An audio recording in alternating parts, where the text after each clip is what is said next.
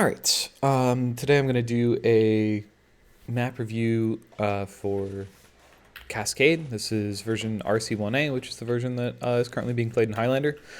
So just want to go over, basics from a Highlander Pyro perspective. Go back here. Never been back here in my life. Why is that a thing? Anyways, just want to go over the basics from like a Highlander Pyro perspective. Just give you guys a good idea of how to play the map. It's a really fun map for Pyro. Might be my favorite Koth map on the class. So yeah, let's get into it.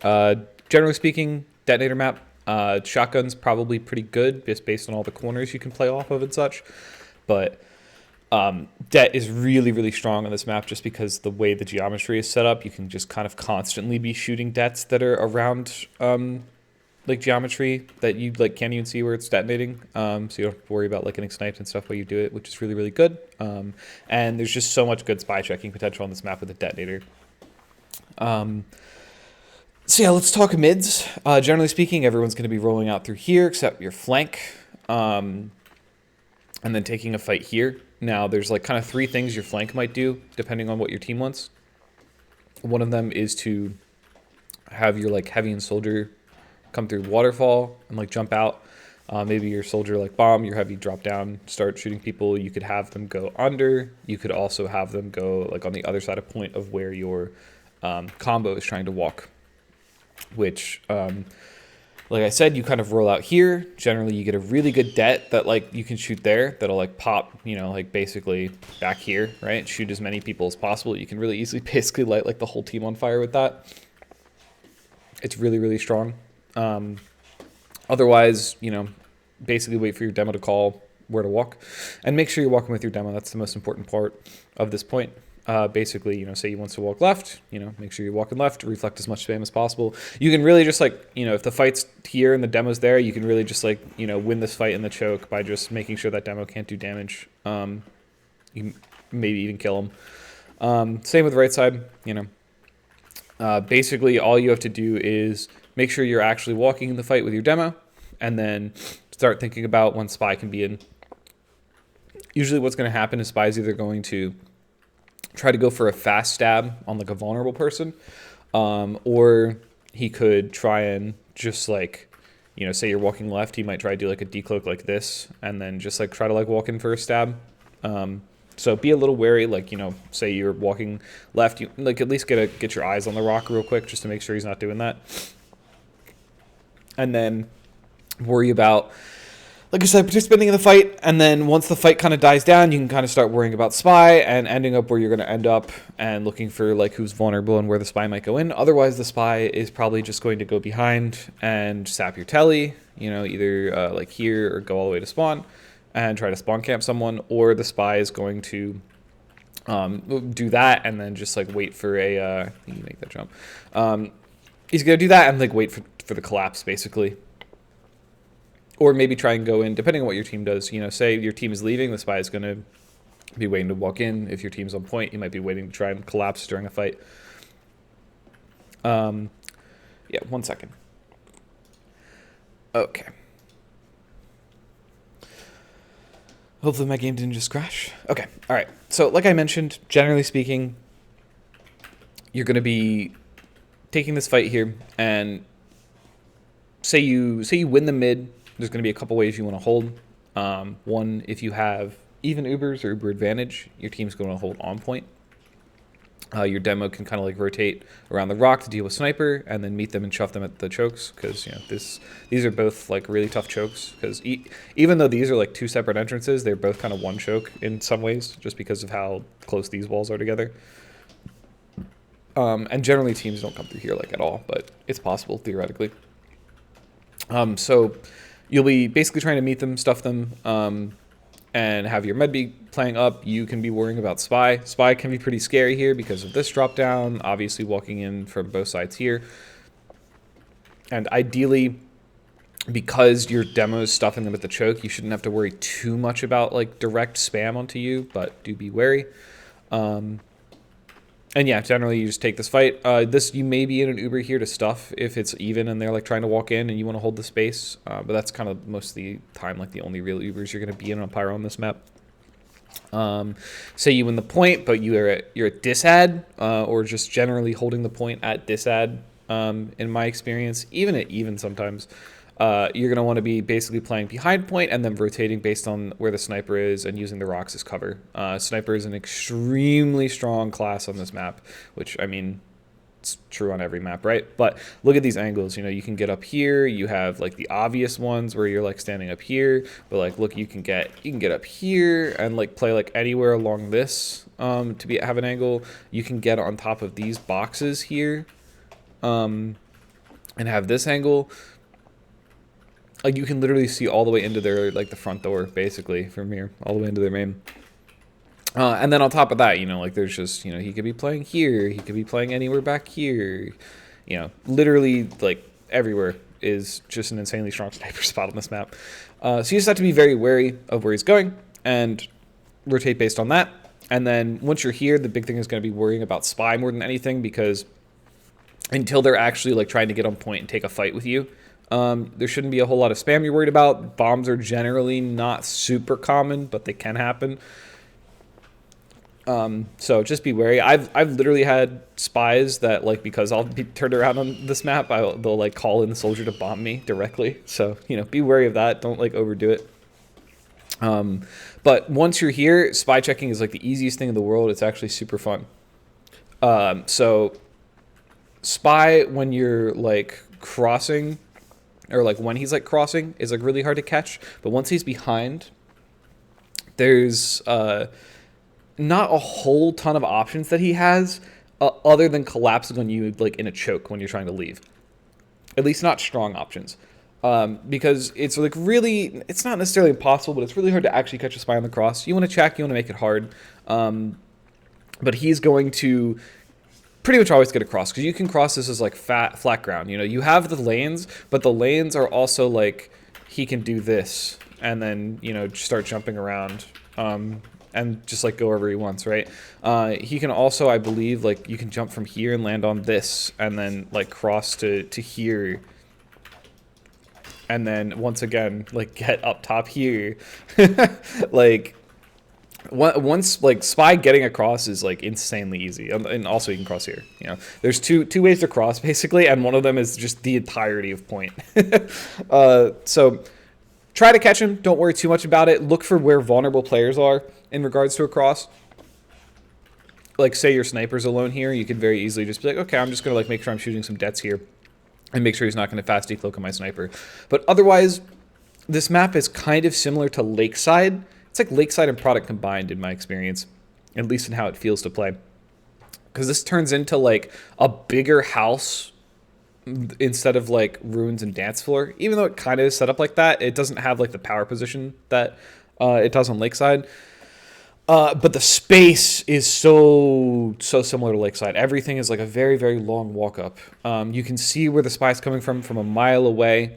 You can easily just be like spy checking these kind of chokes and making it difficult for him, breaking his knife over and over again, making sure he can't just like sit in spots and calm.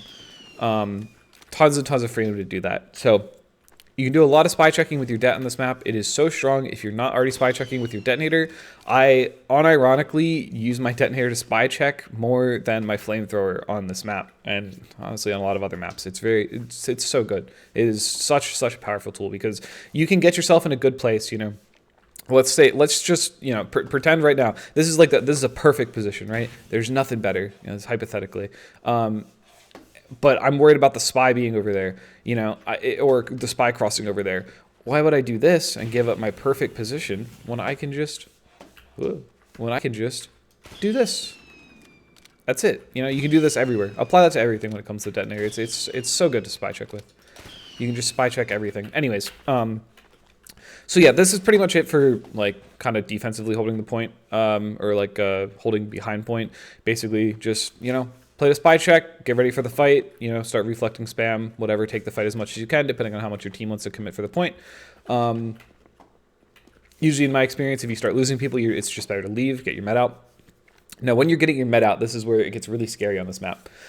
because everything, like look at this. Imagine you're leaving, you're scared. It's like you and your medic alone, and there's like 9 alive, and they're taking point right now, and you're in a place like this, you know, and Spy's behind. Like, it's terrifying. So you kind of got to do your best. Worry about Spy. Usually, like, I don't know if I would say there's like a checklist, but just like make sure that you don't see anything, and make sure you're like looking up so you're not getting like dropped on, basically. Because what's going to happen is the spy is going to be looking to like either, you know, drop on you, like come from like any sorts of these places, like waiting for you. And then the soldier's also going to try and bomb and basically make this really hard. So if you're putting yourself in a position where you're like fast checking, like making sure he's not about to like stab you from the ground, and also like checking here, like the soldier's going to be coming in from like the same places you're kind of checking now that you've already made sure Spy's not like waiting around the corner for you. And then once you're here, the only crazy thing you have to worry about is sometimes soldiers will high bomb like over this, and they'll like land like right on here. So definitely be wary of that if you're playing behind house when you're spy checking and stuff. But yeah, that's kind of it. You usually want to leave here because it's like a bit of a safer walkout, and it's faster to get to. Most of the time you're going to be playing like towards it versus lower. Leaving here, like, it's safer once you're here because of how much space you have. It's a lot easier to manage the spy. It's like, okay, you know, I do this once, and like I know the spy's not right here, and then I can like very easily see the soldier, and then like check the spy on the way out, get my med out, no problem. But getting here is a little more dangerous because of lower. A lot of times during fights or in like post fights, whatever, heavy will be walking up here. So you put yourself in a position where you basically have to like walk into the collapse from that as you're trying to get out, while they're also trying to collapse on you in general. And it's usually, like I said, you're usually playing a little bit more towards the left, like using this rock as cover, because it's kind of outside of like this spot and this spot. It's really strong. Like, you're hidden from a lot of the sniper angles here, whereas you have to play all the way over here to get hidden from like the sniper angles. And like I said, you know, this is just scarier. And this is just scarier as well, because spy can be like waiting around here if you're playing all the way back there. Anyways, so yeah, you might leave here sometimes depending on the situation. It's less common, but it's a little easier. And you know, who knows, maybe you'll leave here, but this is also a little uncommon. Bottom left is kind of like the most common place to like get in and leave through. Anyways, so let's say you know, you've left, you've lost point, and you want to retake point. Something that is very important, say you've died or your team's rolling out from spawn, is be very, very worried about this room as you're rolling back out. Spy can get literally everywhere on this in this room. You can just stand on everything. So be wary of that. Spy like waiting for you, and also I've seen people like Jay will literally just like sit here and look up, basically, so that if you like try to roll out like this, you just get backstabbed instantly. So be wary of that. I will literally, like what I'll do is, like, if you don't see him here, you're kind of good there, and you can kind of like see and double check, and then be looking as you're going through fast, depending on how fast your team is, because, you know, if he's not already decloaked up here, he's going to be like decloaking trying to go. So that's kind of my general philosophy, is like, this is the biggest threat, and then I can use my eyes, basically, because usually there's not going to be traps here. Teams don't forward hold on this map unless they're weird. I've seen like some teams have tried to make one work, but they gave up working on that pretty quickly from what I saw. So you can get out here pretty much for free. Now where you have to start worrying about traps, though, is in bottom left when you're entering, trying to get back to point. This is the big trap spot. Usually what I'll do, but because there's so many trap spots, is hit a preemptive one here is the most common. Also, you technically have to worry about like traps in here too, but they're a little less common. Just, you know, use your eyes. Make sure you're like checking it every time with your eyes. But yeah, one of these preemptively, and then what I'll do is you can usually see them if they're here. You don't have to go in there, but you usually can see them. And then once you know this is clear, you can get out here and see these. These are also really common, so like it'll be like a 1, 2. You got to be better than me at like having depth perception. 1, 2, and then you're probably safe to walk out as you do that. Or there could be traps like here as well, but you should be able to see them as well. So you'll hit this like this one preemptive one, and then you can be like, oh, there's traps there, and now I'm like walking. You know, same with like checking if there's traps here and such. One sec. Okay, Sorry about that. All right. So yeah, make sure you're clearing traps on the way out here. Very, very important. Use your eyes. And like I said, this is the big preemptive one. And then you want to get out on point and just kind of almost like repeat the mid fight. You just like want to pick where you're walking, walk with your demo, start reflecting spam. Worry about spy walking in if you get there. Worry about soldier like bombing in to collapse with him during the fight.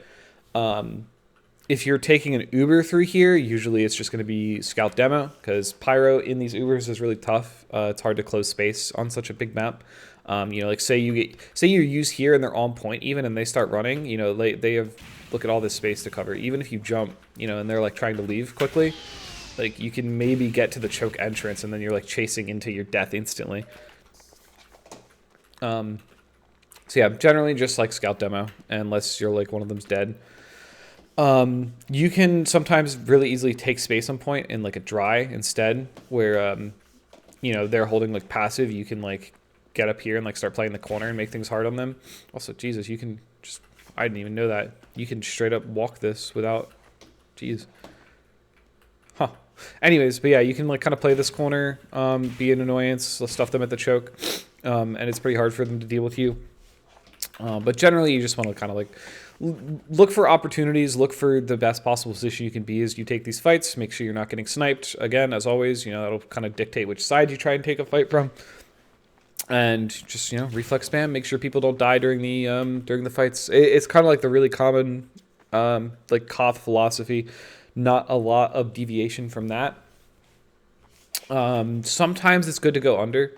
It's very rare that it's good to go under, but every now and again you'll see like that's the like to give just like a random example of a time I might see that I would like go under is like say we're taking an Uber and my sniper's like dead or something and we want to like fully commit to the fight. As soon as that Uber starts, I might like run under here and like be with my heavy and then just try to collapse as quickly as possible just to try and like really win the fight because I'm not going to have a whole ton to do like during the actual Uber exchange if like my sniper's dead or even if my sniper's like playing on the other side of the world with my NG or something.